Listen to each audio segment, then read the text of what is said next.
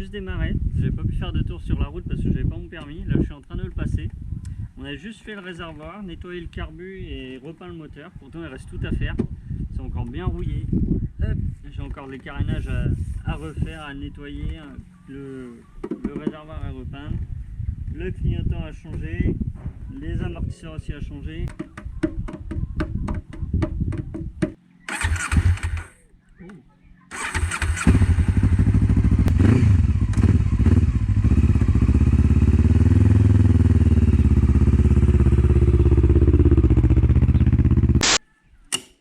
Oh la vache, ça cracouille. Donc ça fait longtemps que ça a été démonté. Si ça a déjà été démonté. Oui, ça doit pas être les amortisseurs d'origine. Ok. Bon, lui, on va lui détendre son slip avant de le desserrer.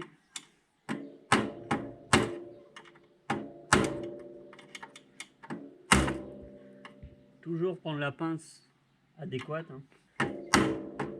Ça fonctionnera mieux. C'est pas magnifique. C'est tout de même différent, hein. Il va falloir que je le détende aussi celui-là. Ça, c'est du lubrifiant miracle. Et ça, c'est le miracle.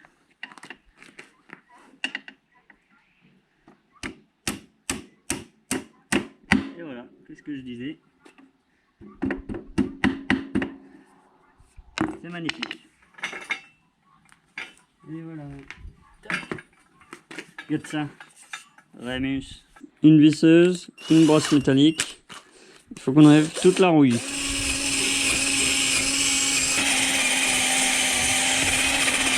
On n'a plus qu'à passer un coup de papier à poncer.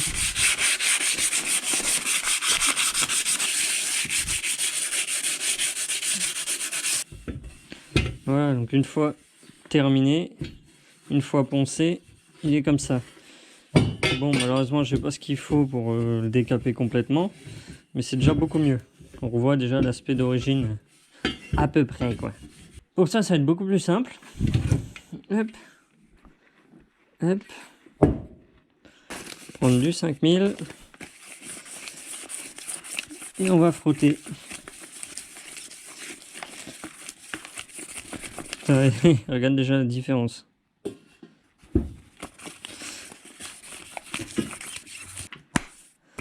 Pour terminer, un petit coup de jus de bouc.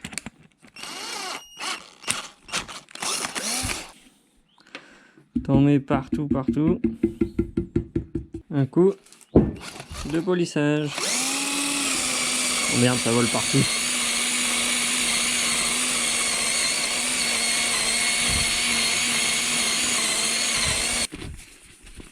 Et là, voilà un pot Rémus qui brille. C'est nickel. Bon, voilà mon tas de carénage. J'ai tout déposé. Merde. Quel tocard. Mais quel guignol. C'est bon, ça a enlevé de la peinture. Tu vois que l'origine a été rouge. Bon, bref. Pour la façade avant, pour l'enlever, c'est simple. Vous faites chier pendant 1 heure. Ensuite, vu que vous n'y arrivez pas, vous regardez un tuto.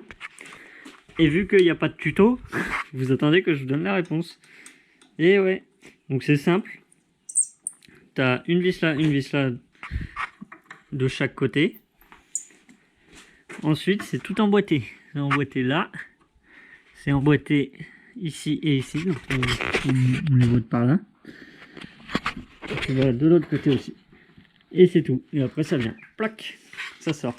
Alors pour le ponçage, le but, ça va être d'enlever le vernis. D'enlever, vous voyez, cet effet brillant. Donc un carrossier vous donnera toujours le meilleur conseil. Mais moi, en tout cas, je ponce au 600. 600 ou 1000, ça suffit.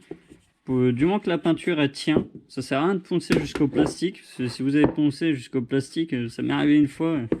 J'ai poncé comme un forcené jusqu'à ce qu'il n'y ait plus de peinture. Ça m'avait fait une peau d'orange sur le plastique. C'était horrible, impossible de peindre. J'ai été obligé de racheter des carénages.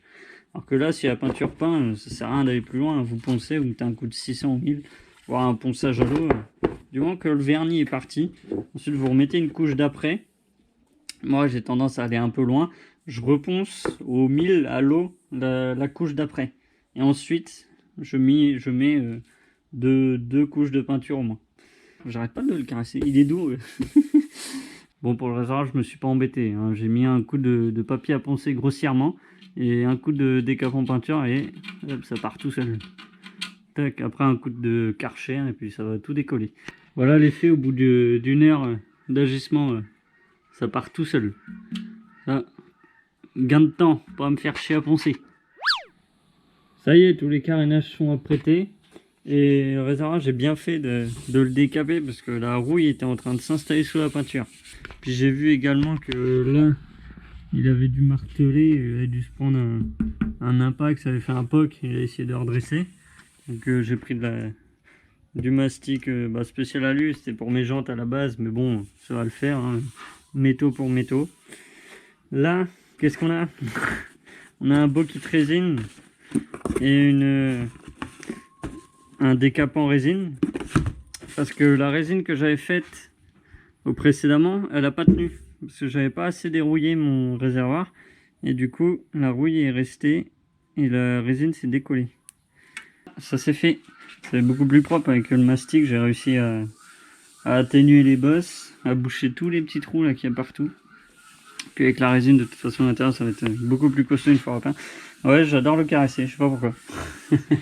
Bon, j'ai plus qu'à le nettoyer et on va pouvoir l'apprêter pour qu'il rejoigne ses camarades.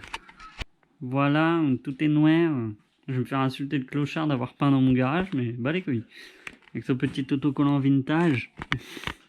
J'ai mouillé le sol pour éviter que la poussière remonte. Au moins, c'est le minimum. Donc c'est bon, j'ai appliqué la peinture noire, j'ai laissé sécher, j'ai mis son petit autocollant. Pour la bulle, on va y aller au polish. Donc j'ai déjà donné un coup dans le milieu, on voit bien, c'est nettement plus transparent par rapport au côté où c'est opaque. Et pour le faire, ça n'a rien donné. J'ai essayé le polish, ça n'a rien donné. Donc on va tester le fameux bicarbonate de soude avec du dentifrice. Donc, comme ça, on va voir tous ensemble si c'est une légende ou si ça fonctionne vraiment. Donc, ça n'a pas l'air de faire grand chose pour l'instant.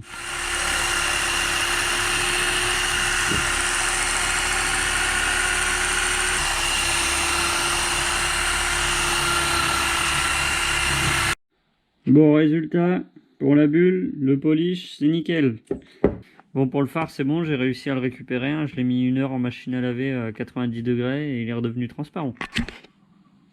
Non, c'est une blague, je rigole. L'ancien, il est là, j'ai pas réussi à le revoir. En plus, il est devenu complètement opaque avec les produits que j'ai utilisés.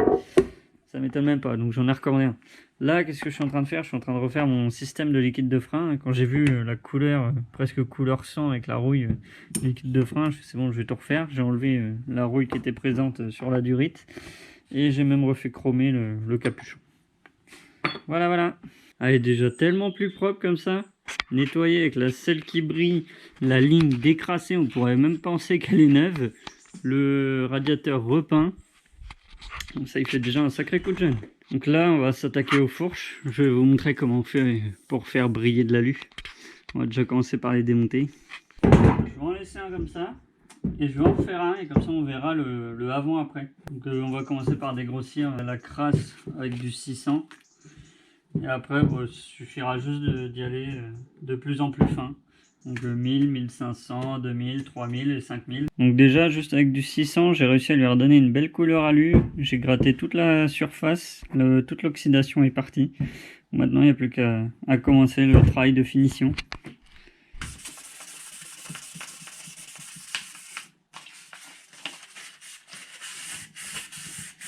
Voilà, là j'arrive aux 2500. On a déjà récupéré de la brillance. Il y a déjà une sacrée différence.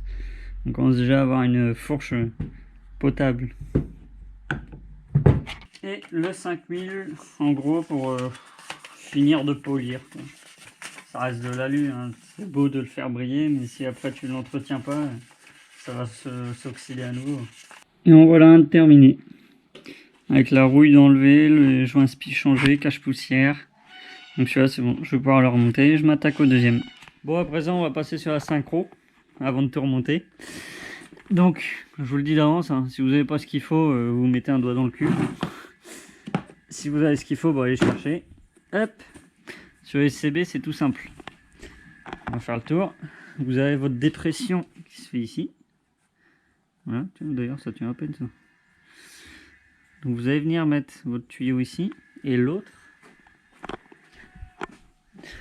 de l'autre côté ici. Donc c'est là que je vous dis, si vous n'avez pas ce qu'il faut, ça sert à rien. Parce que là, il va falloir enlever la vis et rajouter ça.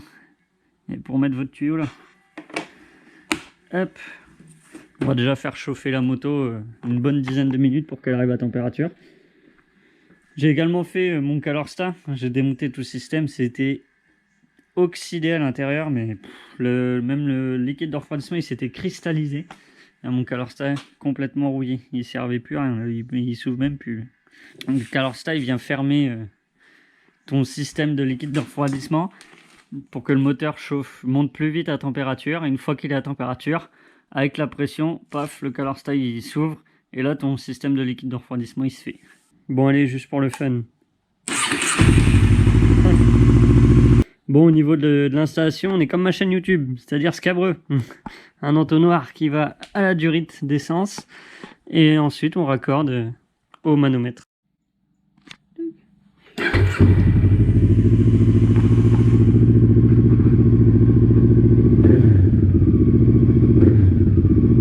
Une fois le moteur chaud, vous allez déverrouiller vos manos doucement.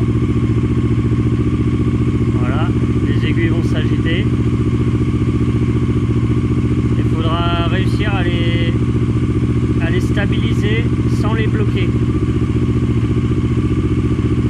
Voilà. Regarde. Voilà. Au niveau du ralenti, je suis un petit peu haut. Je devrais être à 1800, là je suis pratiquement à 2000. Le ralenti, on va venir le régler.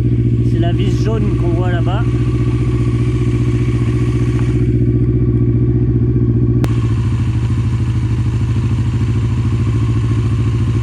Là, je devrais être pas mal. Et pour régler les aiguilles, il faut régler la petite vis d'air qui est ici. On voit ici. Donc on en a une de chaque côté, sur chaque carbu. Et vous la tournez de façon à ce que les aiguilles soient symétriques.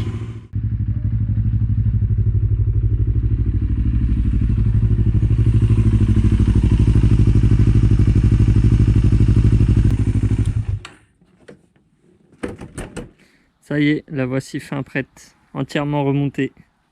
Donc là, j'ai plus qu'à enfiler mon casque et on se retrouve dans la prochaine vidéo pour parler plus en détail du CB500S.